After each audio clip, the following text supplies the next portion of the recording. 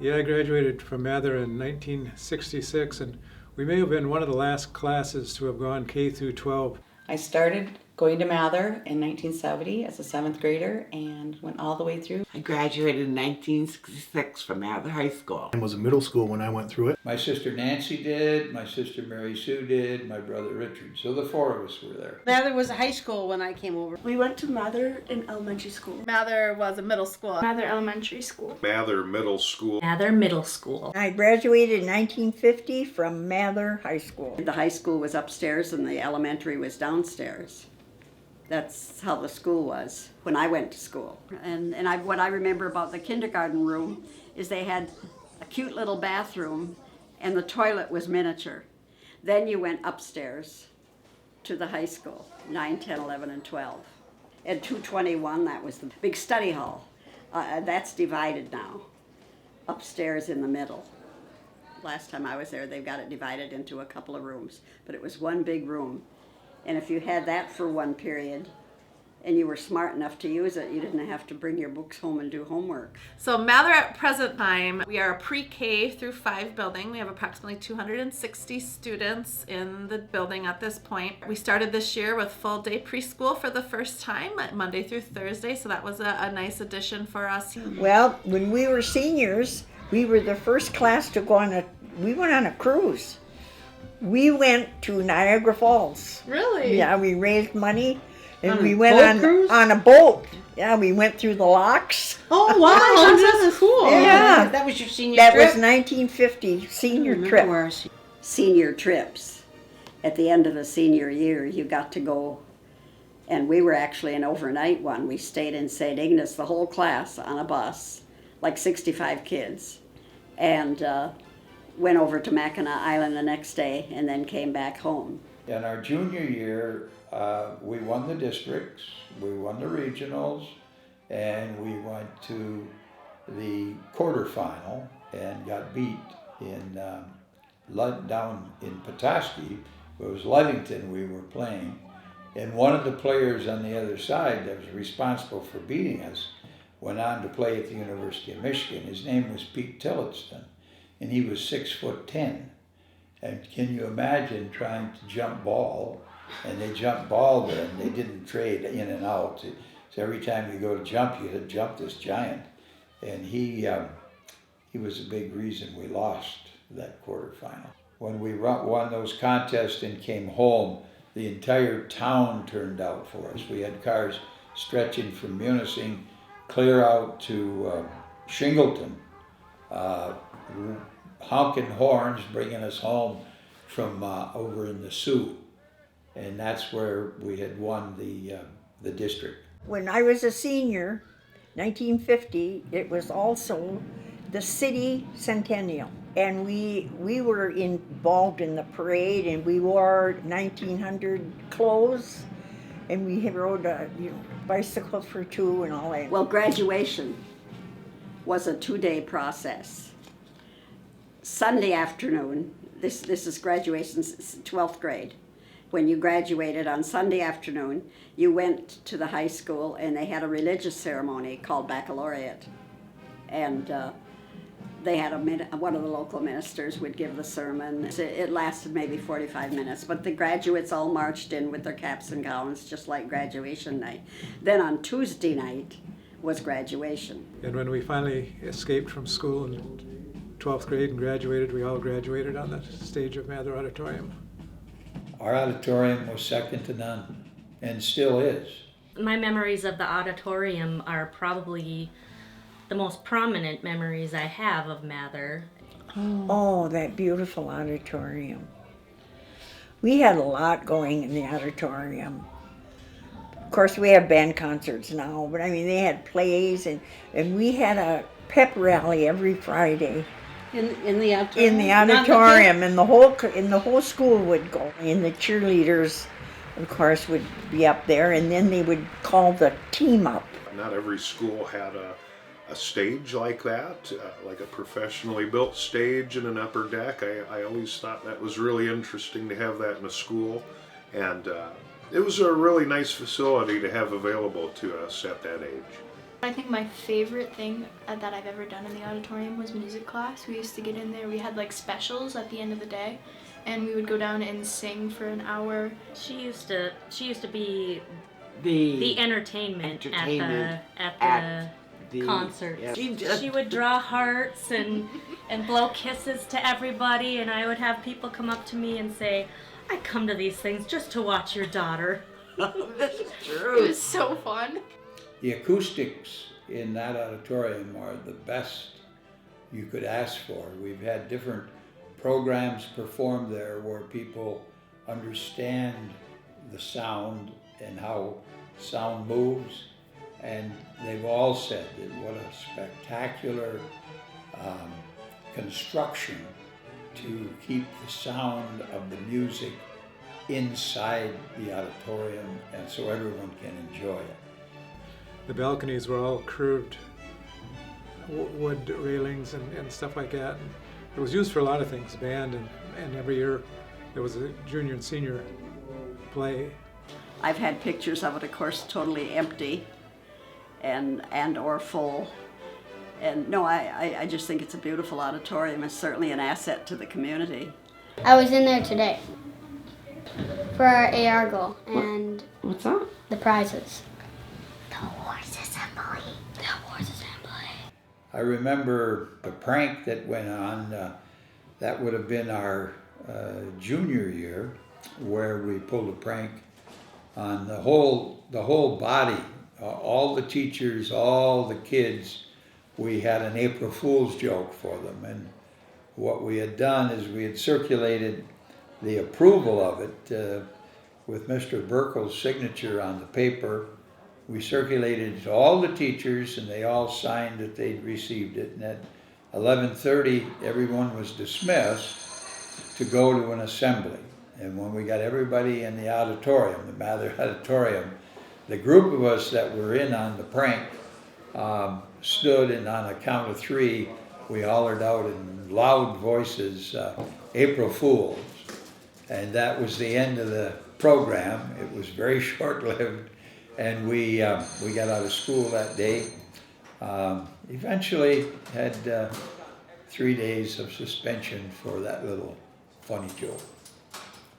Was it worth it? Oh yes, I'd do it again. Not many places in the state or the country, still have an auditorium of that magnitude. I think I remember being as a kid watching my sister in a drama club and in the plays perform on that stage. I was also around when we refurnished it and went through that process, and I think they did a great job, keeping the old architecture, but still, new carpet and those types of things in the auditorium.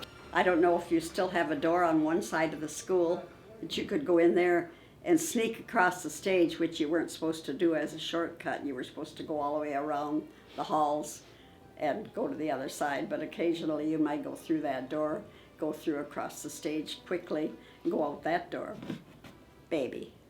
Toughest thing we ever did was in the auditorium. We were in 10th grade, and Mr. Burkle came on TV and announced that we were all to go into the auditorium. We all met there, and he announced that President Kennedy had been assassinated. And it was the hardest thing that we ever had to go through, was hearing him say what had happened. And actually, if you ask any of my classmates, they'll tell you exactly what they were doing that day. I was in English class. We were reading Shakespeare. It was a tough time. A couple of students quit like in the 11th grade and went in the service for like maybe a year. Then they came back. Like we had 2 students in our senior class that should have been in the class ahead of us. Most of our guys went to Vietnam. And it was, we all grew old very fast. So going to school was innocence, and that's how I see it. We're trying to teach our students the skills to be successful human beings later in life. We are transitioning that a little bit. Academics is obviously incredibly important, but we are really making a switch to more of the whole child. We need to focus on mental health and physical health and their social well-being and how they interact with others. All of those things play into their academic success. And then when I was a senior, they developed the library club. And we were so proud to be chosen we could be on the library club until we learned what it really was free help, putting all the books back on the shelves and so on. It was free help, but we were also proud of it to be in the library club. We got to get used to singing Mather High because old Mather High, what I used to sing, they've changed that now and they sing Munising High. So every time I'm singing our fight song, "Oh Let Us Cheer for Mather High," I have to remember that it's Munising High instead of Mather. And it was Coy Eklund that did the words for Mather High, and it was Osser who put the music together. Did they attend Mather? Yes, it was a project. They did it in high school. They do have a good curriculum. We do have music and we have art, we have PE and gym. We're teaching Native American education to all of our students. The pit is actually pretty nice. I think it's an okay gym. It's just when you fall, it like hurts a lot. The pit, that's where we played our basketball. Even our senior years were played in the pit. That's where everything took place, gymnastic-wise, all the basketball games. And dances, like when they had the celebration here in 1950, they had a lovely evening dance there with the false ceiling with crepe paper. There's a gymnasium deep down. I can't recall ever being in a gym like that. I wish I would have played varsity basketball in the pit. I coached a lot of junior high basketball games in the pit. You know what else we had too is the Sadie Hawkins Day Sadie Hawkins Day dance where the girl asked the boy instead of the boy asking the girl, and you dressed up like like hillbillies, like bib jeans, and like little Abner. Little Abner, yeah. So they called it the Sadie Hawkins dance. It was the best for like wrestling matches. My brother and my cousins wrestled, and if you sat down where the wood was and you could bang, it just reverberated everywhere. So whenever it was time for somebody to pin them, you just bang on there and yell pin, pin, pin. Had a lot of basketball games prior to high school being built in that gym, and it's changed a little bit with a different scoreboard and took out some bleachers and those types of things. One memory I have is my junior year.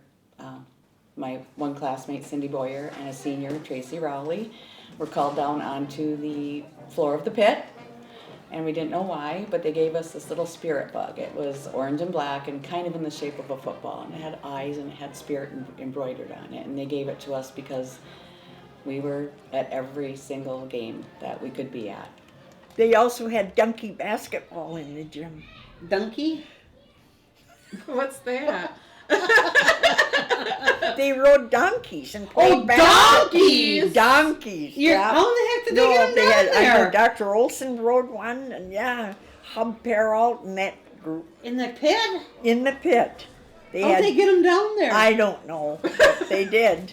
I remember there used to be like kids that would like sit on like how there's like a top where the people would sit there, and I would always like look at them and be like, and that was me.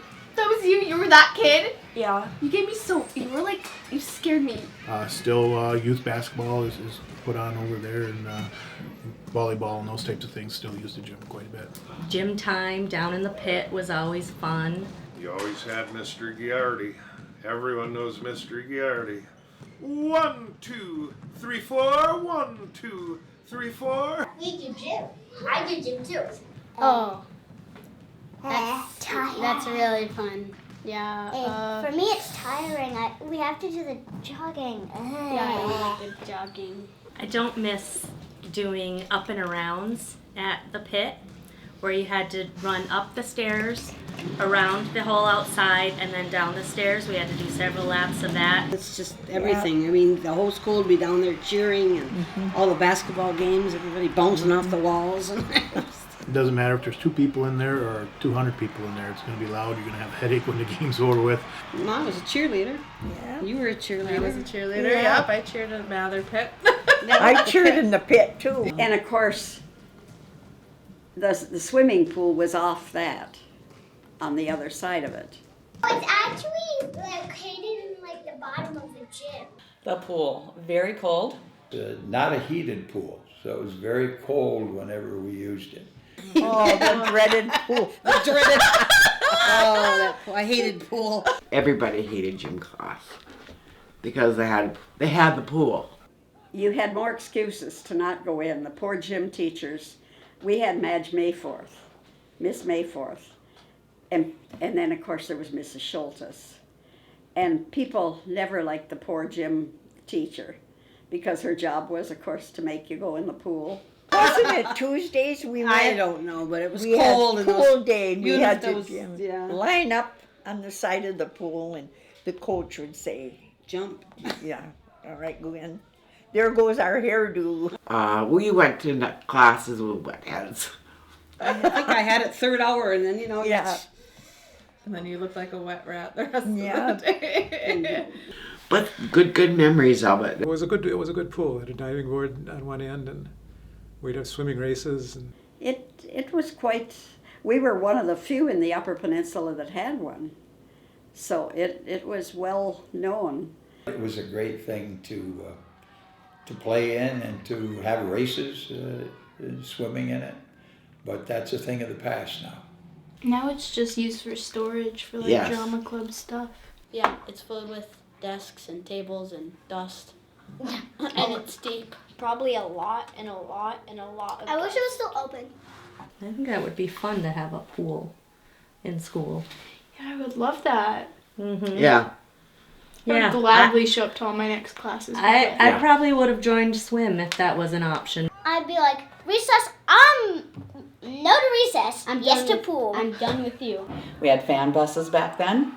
So, you get on that and just go and have a great time. And can't remember, it was classes 71, 72.